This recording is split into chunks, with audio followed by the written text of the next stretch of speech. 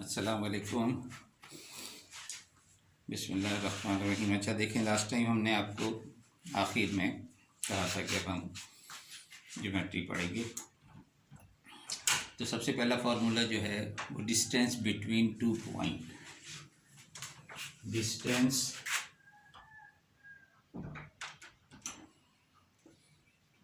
Between P1 and P2। तो P1 और P2 के दरमियान का डिस्टेंस। अब लेट P1 जो है उसके कोऑर्डिनेट हैं x1 y1 और P2 के कोऑर्डिनेट हैं x2 y2।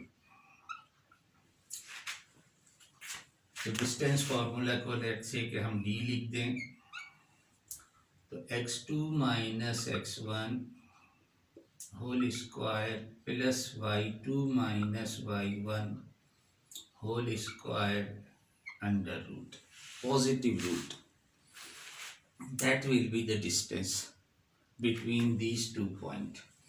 अब ये जो x है, x इज कॉल्ड एब्सिसा,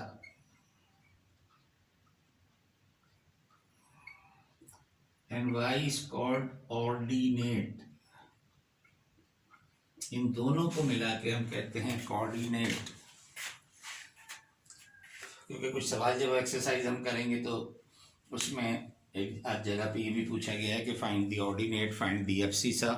तो फिर परेशान हो जाओ, ये एब्सिसा क्या होता है और ऑर्डिनेट क्या होता है। तो अब देखेंगे क्वेश्चन नंबर 1, जो एक्सरसाइज है 2.1, एक्सरसाइज 2.1, और इसमें जो आपको सवालात करने हैं, क्वेश्चन नंबर 1 करना है, 3 करना है, 4, 5,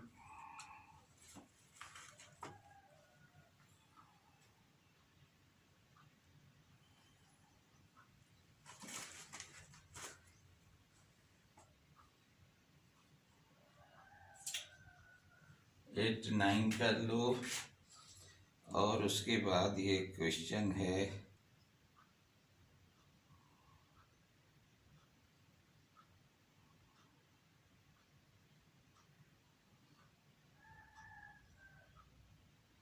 बस यहीं तक काफ़ी है। 11, 12 भी कर सकते हैं आप, 12 तक कर लें, 8 के पास से 12 तक, 8 से 12। तो सब में डिस्टेंस से निकालना है आपको। तो क्वेश्चन नंबर 1 तो डिस्टेंस से कर ही लोगे, 2 पॉइंट गिवन है, लेकिन मैं कर रहा हूँ क्वेश्चन नंबर 3 से स्टार्ट। क्वेश्चन नंबर 3 में आपसे कहा गया है कि फाइंड x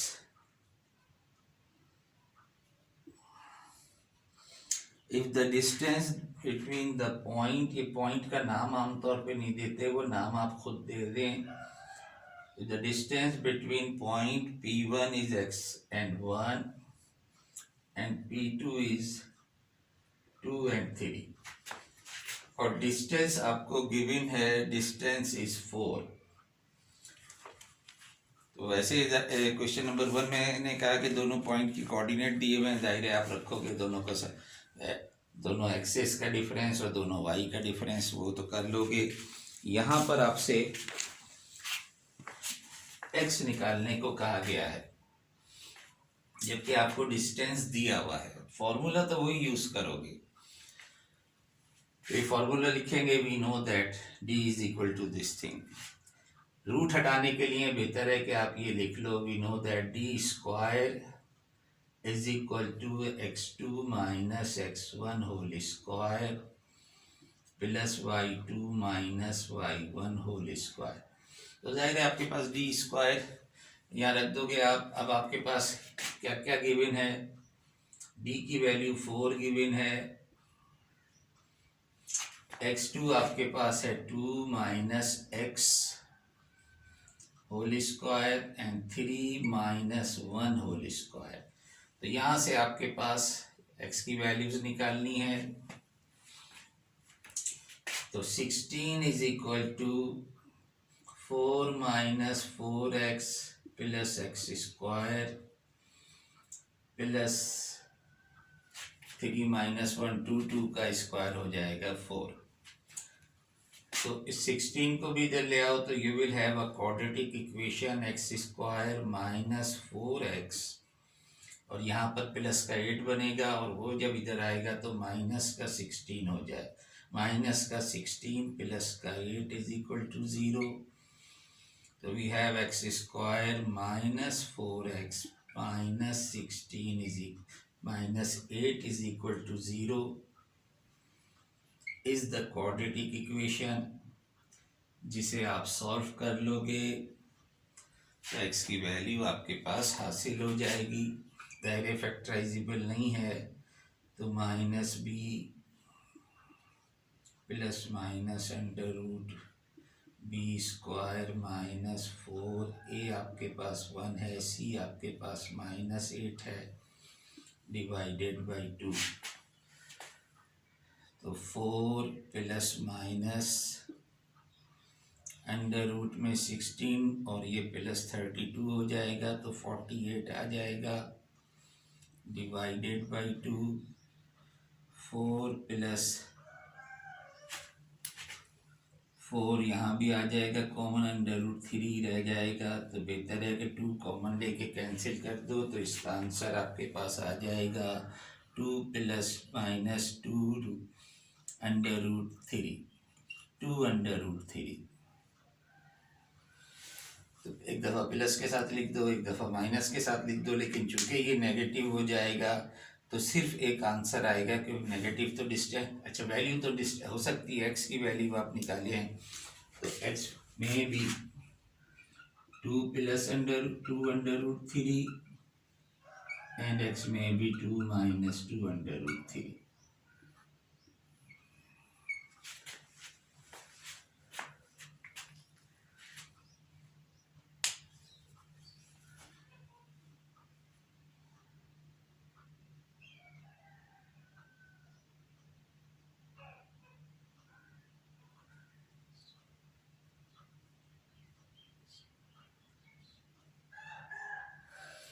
ठीक है, तो इस तरह से आप x हो तो x निकाल सकते हैं, y हो तो y निकाल सकते हैं, y अननोन हो तो y निकाल सकते हैं।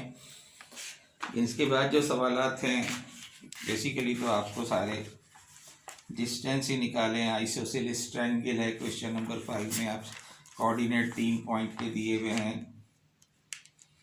दोबारा क्वेश्चन नंबर 3 तो बाकी आप कर ही लोगे। Show that the vertices of isosceles triangle the length of the line segment is 15। ये मैं क्वेश्चन नंबर 4 कराता हूँ, लेकिन क्वेश्चन नंबर 4 में आपसे कहा गया the length of the line segment is 5 unit, यानी डी दिया हुआ है आपको। क्वेश्चन नंबर 4 में डी दिया हुआ है आपको 5 यूनिट लाइन की लेंथ है। One of its and point is, एक पॉइंट गिवन है 1 and 5, 1 and minus 2,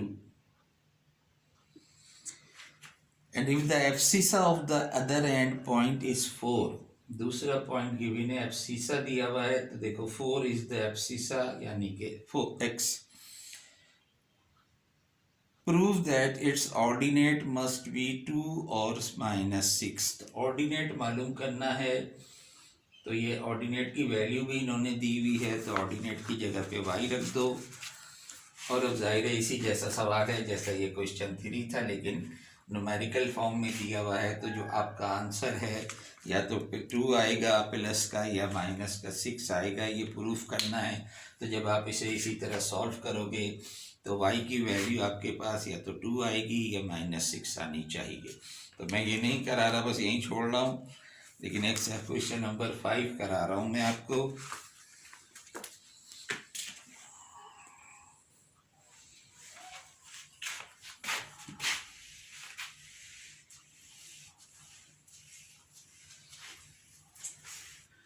question number 5 में आपसे कहा गया है कि prove that the show that the point, अब यहाँ आगे नंबर नाम नहीं दिया होता तो आप नाम पॉइंट को खुद दे दिया ना। -5 is and 3 is the first point. P2 आपके पास है 3 and 2 एंड P3 आपके पास है -1 and -4। तो ये 3 पॉइंट्स एक ट्राइंगल फॉर्म कर रहे हैं। Show that these are the vertices of an isosceles triangle. तो जाहिर है कि तमाम साइड्स इनकी बराबर होनी चाहिए। तो आपको P1 P2 निकालना है डिस्टेंस। इसी तरह से P1 P3 फिगर बना लो तो ज़्यादा बेहतर होता है। P2 P3, तो P1 P2 को इस्तेमाल करोगे तो 3 minus of -5 whole square plus 2 -3 whole square. तो ये आपके पास, let me call D1, let me call D2 and let me call D3। तो ये जो होता है ये मॉड में देते हैं कि मॉड का मतलब है distance of this line segment. तो ये आपके पास D1 आ जाएगा। तो ये √8 स्क्वायर और ये -1 का स्क्वायर, तो 64 + 1 √65।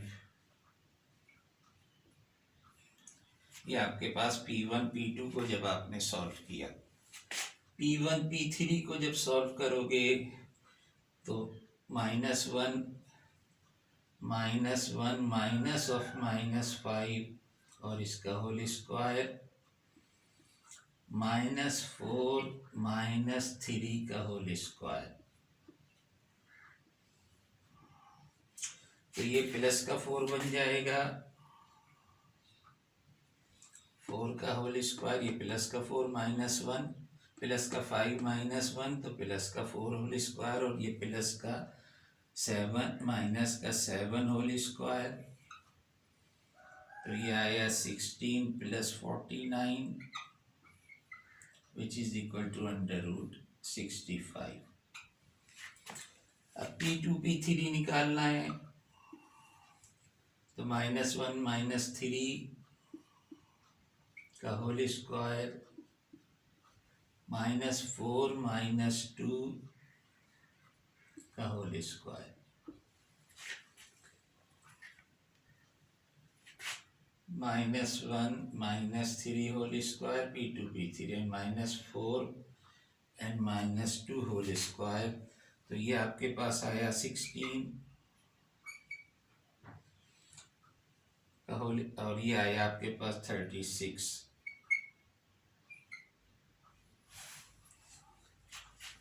तो दिस इज इक्वल टू √52। तो दो साइड जो हैं ट्राइंगल की इक्वल हैं।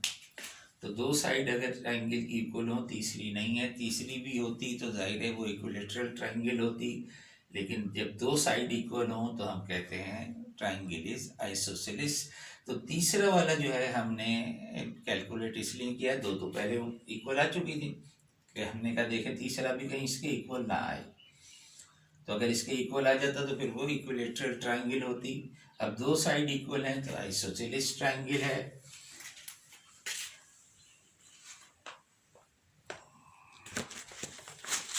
तो इसी तरह से ये मुख्तलिफ सवालात में ट्राइंगल का है, कहीं पर कहा गया है राइट एंगल ट्राइंगल है, तो कहीं पर आपसे पूछा गया है पैरेललोग्राम का एक सवाल कर लेते हैं। क्वेश्चन नंबर है 12। ज़ाहिर पैरेललोग्राम में आप बना लो तो ज़्यादा बेहतर है क्योंकि तरतीब में नंबर ये लिखना, अदरवाइज आपके पास 6 किस्म के डिस्टेंस आ सकते हैं। तो अब पैरेललोग्राम आप जानते हैं कि अपोजिट साइड्स आर इक्वल। अच्छा, जो क्वेश्चन नंबर 12 है वो स्क्वायर का है। तो स्क्वायर का मतलब है कि चारों साइड इक्वल होने चाहिए। तो वो अगर तरतीब में नहीं लिखोगे तो फिर डायगोनल आ सकता है। इसलिए आप जो है तरतीब से लिखें ABCD।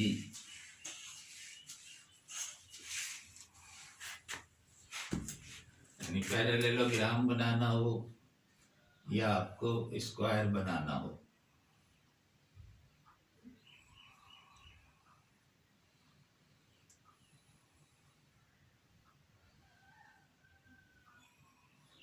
तो ABCD ये तरतीब में लिखे आप। Question number 11। तो ए हम कह रहे हैं, ए के कोऑर्डिनेट्स हैं आपके पास -8 -3। बी के कोऑर्डिनेट्स हैं आपके पास -2 और 6। सी के कोऑर्डिनेट है आपके पास 8 5। एंड डी के कोऑर्डिनेट्स हैं आपके पास 2 और -4।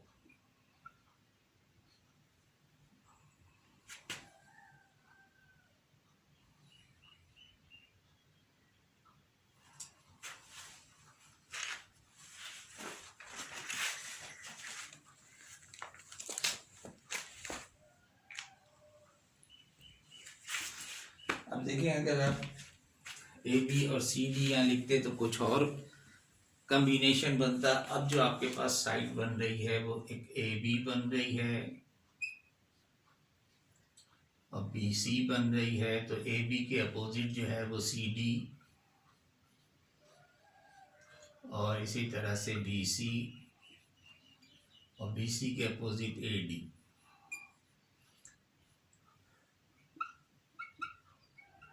जो हमने ए बी सी डी ऐसे लिखा है। अगर आप ए बी से लिखते और सी डी से लिखते तो फिर यहाँ ए सी आ जाता। ए सी अभी भी आ सकता है लेकिन वो डायगोनल में है। तो हो सकता है कि हमने ए बी सी डी ऐसे लिखा है, हो सकता है कि ये आपस में दो तो इक्वल आ जाए, दो ना आए, तो फिर हमें सी इधर और डी इधर लिखना होगा। तो 6 अगर आप निकाल लोगे, 6 के 6 कम्बिनेशन, तो ज़्यादा बेहतर रहेगा कि उनमें से 2 आपस में इक्वल होंगे और 2 आपस में इक्वल होंगे। और अगर बाकी 2 भी इक्वल आ जाए तो फिर वो जो है वो क्यू आपके पास आ जाएगा। इस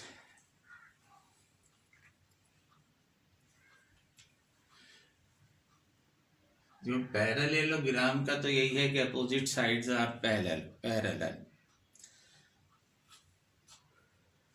अच्छा, ए बी निकाला आपने, तो 6 -2 minus of -8 whole square,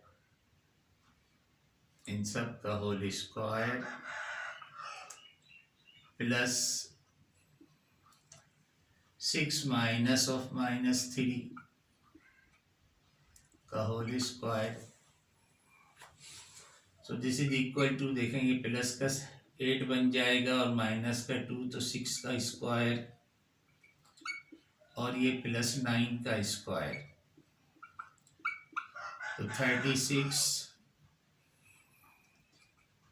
+ 81 under root, तो 117 अंडर रूट यहाँ से आया आपके पास। सी डी देखो, सी डी ये है, तो 2 -8 का होल स्क्वायर एंड -4 -5 का होल स्क्वायर।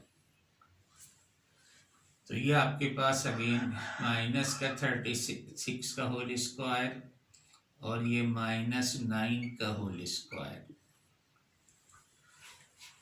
यानी √36 + 81, तो ये भी आपके पास आ गया √117।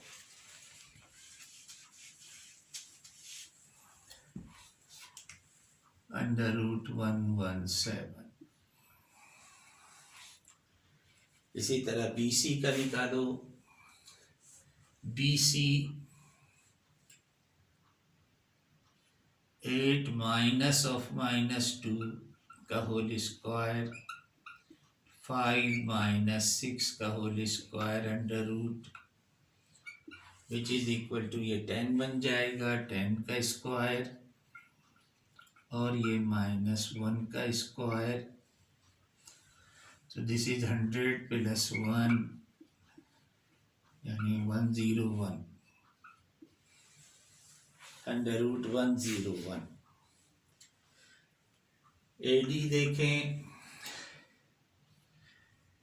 2 minus of -8 whole square -4 of -3 whole square under root. तो again this is equal to 10 का स्क्वायर और ये -4 + 3 का मतलब -1 का स्क्वायर। तो ये भी 100 + 1 and this is equal to 101। तो आप देखें कि दो आपस में इक्वल हैं और दो आपस में इक्वल हैं, तो this gives you that the lines are parallel, both lines are equal। तो पैरेलल नहीं, equal, opposite sides are equal, equality के हिसाब से दिए। तो ये दो इक्वल हैं और ये दो इक्वल हैं, तो दिस फॉर्म द पैरेललोग्राम।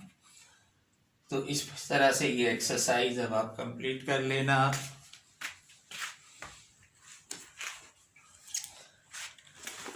अच्छा, इसके बाद जो आर्टिकल है वो है कि एक लाइन सेगमेंट को गिवन रेशियो में डिवाइड करना। लेकिन उससे पहले मैं आपको स्लोप बता दूं। ये चलिए स्लोप फिर जब आएगा, जब देखेंगे। तो देखें M1 and M2 are the ratio के, ये जो नेक्स्ट आर्टिकल है उसको पहले मैं ड्रॉ कर लूं।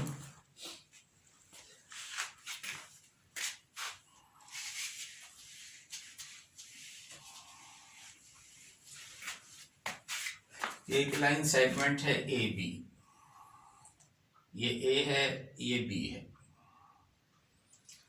अब हमें एक ऐसा पॉइंट निकालना है जो इस AB लाइन को 1:2 में डिवाइड कर रहा हो, या कोई सा भी पॉइंट किसी भी रेशियो में डिवाइड कर रहा हो। जाहिर है अगर हम C यहाँ रखेंगे तो जैसे अगर ये मैं इक्वल समझ लूँ इसको, यहाँ ये इक्वल डिस्टेंस है, तो देखिए आप 1 2 3, तो ये अगर C यहाँ हो तो ये 1 है और यहाँ 2 है, तो जो इनका रेशियो बनेगा 1:2 बनेगा। इसी तरह से अगर यहाँ होता C तो 2:1 बनता। तो M1 रेशियो M2, तो M इस फॉर्म में दिया हुआ होगा, या तो आपको या M1 M2 दिया हुआ होगा। अब देखें 3 में से एक पोर्शन ये है और 3 में से 2 पोर्शन इसके पास है, अगर ये C हो तो। अच्छा, अब ये भी हो सकता है कि C जो है वो यहाँ ना हो बल्कि यहाँ हो, तो इसे भी हम कहेंगे कि ये डिवाइड कर रहा है। लेकिन अब आप देखें जो रेशियो होगा वो यहाँ पर 1 2, यहाँ तक तो 3 है, लेकिन यहाँ तक जो है वो 4 है। और ये जो है ये चूंकि इसकी डायरेक्शन A से लेके B तक, A से C तक और C से B तक बन रही है, यानी AC एक लाइन में चल रहा है, ACCB। लेकिन अब क्या हो रहा है, AC यहाँ है, AC, लेकिन अब ये उलट गया, तो ये एक नेगेटिव लेंगे, दूसरे वाले को नेगेटिव लेंगे, जो कि यहाँ से यहाँ तक, तो यहाँ से यहाँ तक होना चाहिए था, लेकिन हम ले रहे हैं यहाँ से यहाँ तक, और CB ऐसे आएगा, तो ये उसके डायरेक्शन उलट गई। तो डायरेक्शन की वजह से यहाँ पर दो चीजें हैं कि ये इंटरनली डिवाइड कर रहा है या एक्सटर्नली डिवाइड कर रहा है। तो अगर इंटरनली डिवाइड कर रहा है तो रेशियो पॉजिटिव होगी, और अगर एक्सटर्नली डिवाइड कर रहा हो तो रेशियो नेगेटिव होगी। अगर ये 1 और 2 दिया हुआ हो तो दूसरे वाले को या किसी एक को भी आप नेगेटिव लेंगे एक्सटर्नली की सूरत में।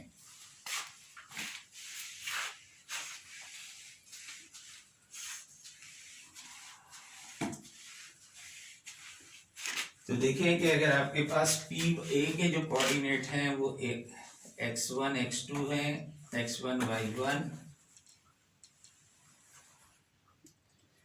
और B के जो कोऑर्डिनेट हैं x2 y2।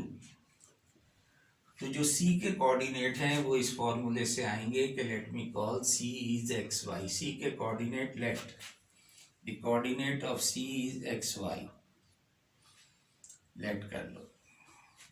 तो x जो आएगा वो आएगा m1, m1 के साथ x2 लोगे और m2 के साथ x1 लोगे divided by m1 plus m2। इसी तरह से y के आएगा आपके पास m1 y2 plus m2 y1 upon m1 plus m2। तो these are the formula x और y निकालने के लिए। तो चलते हैं हम एक्सरसाइज की तरफ।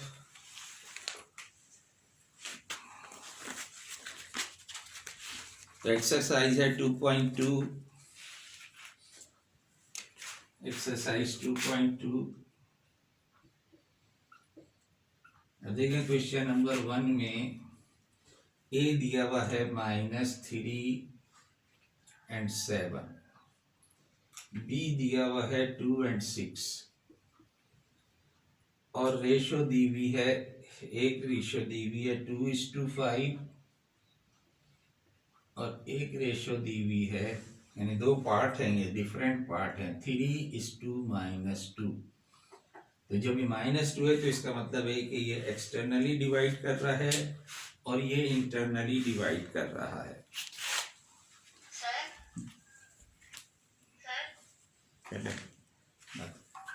जी सर, आपने क्वेश्चन नंबर 3 का जो b की पावर दी है उसमें आपने n की पावर क्यों दी है? n की पावर गिवन होती है ना,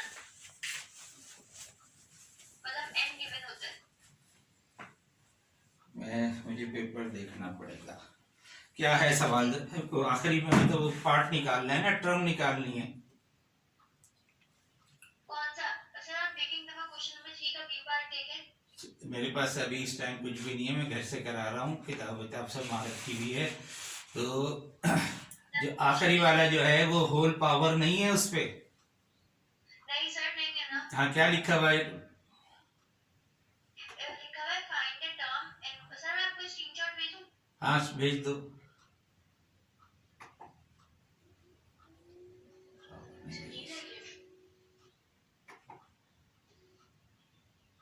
सर जी पीडीएफ कन्वर्ट करने के लिए कैमरा ऑफ करना पड़ेगा। मैं आपने काम सवाल सॉल्व कर लिया है, सब पेपर सॉल्व कर लिया है।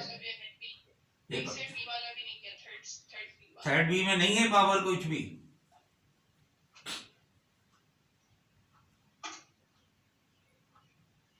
सर, मैंने आपको स्क्रीनशॉट भेजा, चैट पे देखिए।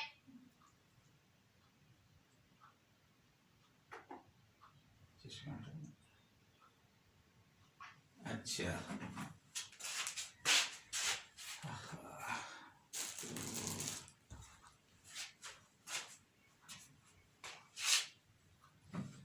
अच्छा बुक है आपके पास? बोला नहीं सर, बुक तो नहीं है। किसी के पास भी बुक है? पावर लगी भी तो है, क्या है? अच्छा अच्छा, इसका अलग है।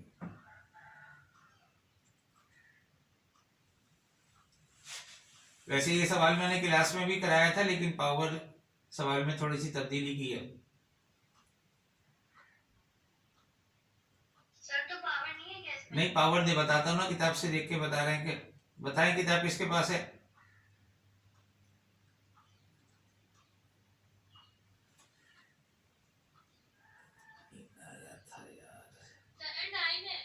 पावर 9 है, बस 9 लगा लो पावर इस पर, सब इस पे पावर 9 लगा लो भाई।